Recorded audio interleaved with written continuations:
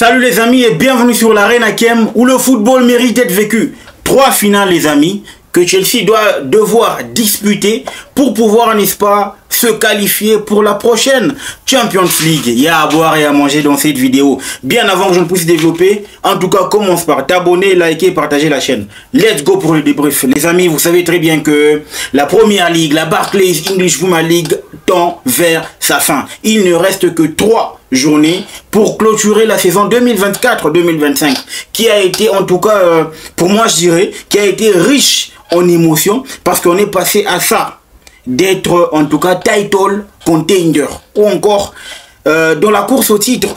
Mais malheureusement, ça n'a pas été parce qu'on a eu beaucoup trop de problèmes.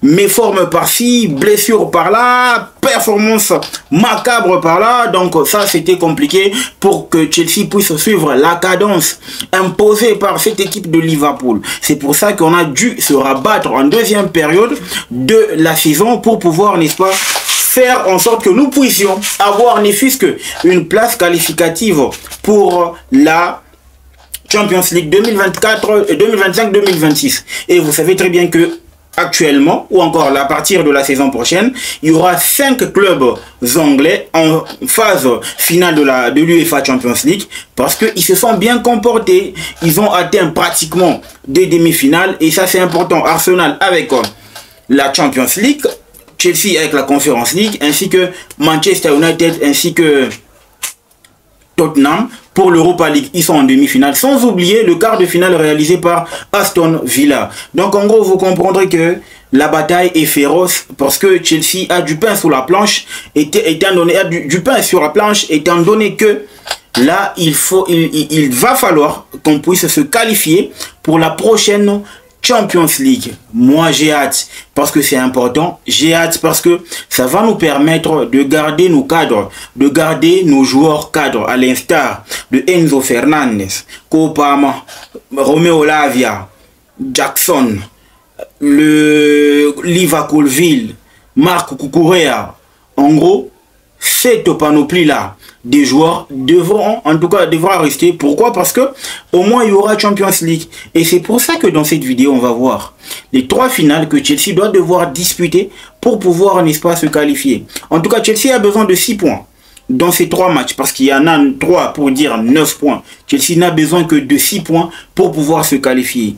La bonne nouvelle, c'est que à partir de la semaine encore du week-end qui va suivre, de ce week-end, le dimanche prochain, Chelsea va jouer en tout cas son poursuivant direct ou encore son concurrent direct pour une place qualificative pour la prochaine Champions League. Il s'agit de Newcastle. Newcastle qui a en tout cas réalisé une contre-performance la saison, en tout cas le week-end dernier. Ce qui veut dire que là actuellement, on a en tout cas une bonne opportunité de passer devant eux. La bonne nouvelle, c'est on va compter sur nos armes. Nos armes, c'est que on a actuellement dans l'effectif un certain cadre qui permet à ce que le système de Enzo Maresca soit bien huilé. Il s'agit de Romeo Lavia. Depuis son retour, il n'a pas en tout cas encore réalisé de mauvaises passes. C'est le métronome du milieu. Il permet à un Moïse Caicedo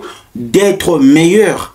Et à partir du moment où il allège les tâches défensives de Moïse Caicedo, on a un milieu compact. Et c'est pour ça que, les amis, dans cette équipe de Chelsea, à partir du moment où vous avez un milieu qui presse, qui met mal à l'aise l'adversaire et qui est en tout cas très costaud, surtout en imposant de son impact physique, c'est là que Chelsea devient dangereux.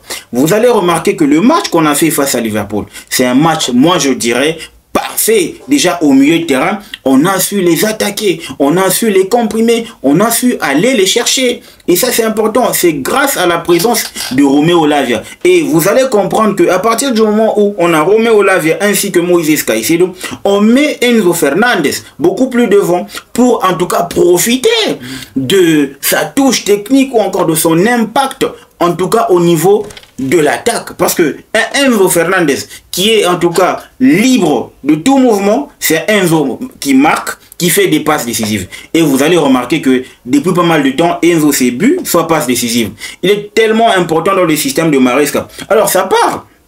On joue Newcastle à l'extérieur. Moi, je pense que dans ce match-là, Chelsea a toutes les armes nécessaires pour aller chercher cette équipe de Newcastle.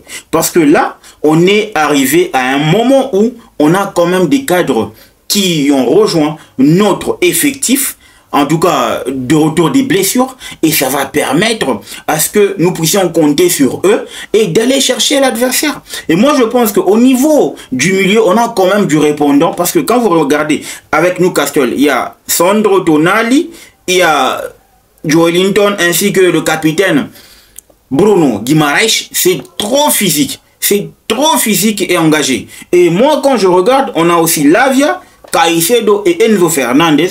Même si Enzo est beaucoup plus technique, moi je pense que ce sera un match tellement à la portée de Chelsea, si et seulement si Chelsea active ses ingrédients.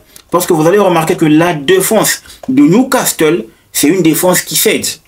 Et Brighton nous a montré la voie.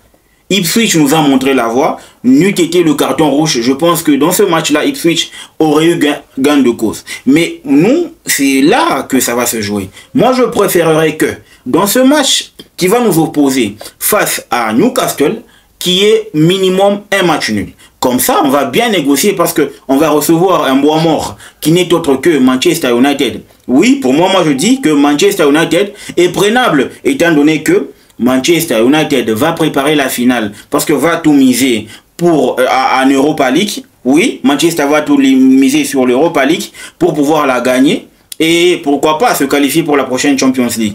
Et du fait que il y aura la finale qui va se pointer en ligne de mire, je ne pense pas que cette équipe va aligner ses cadres. C'est là que Chelsea va devoir en profiter pour battre cette équipe et aussi briser la malédiction. Parce que depuis 2017 peut-être, non, on a gagné l'an dernier. Donc moi je pense que c'est maintenant ou jamais pour Chelsea. Pour moi je trouve que à partir du moment où on négocie les deux matchs, Newcastle et Manchester United, je pense qu'on a assuré notre qualification pour la Champions League. Ça c'est important les amis.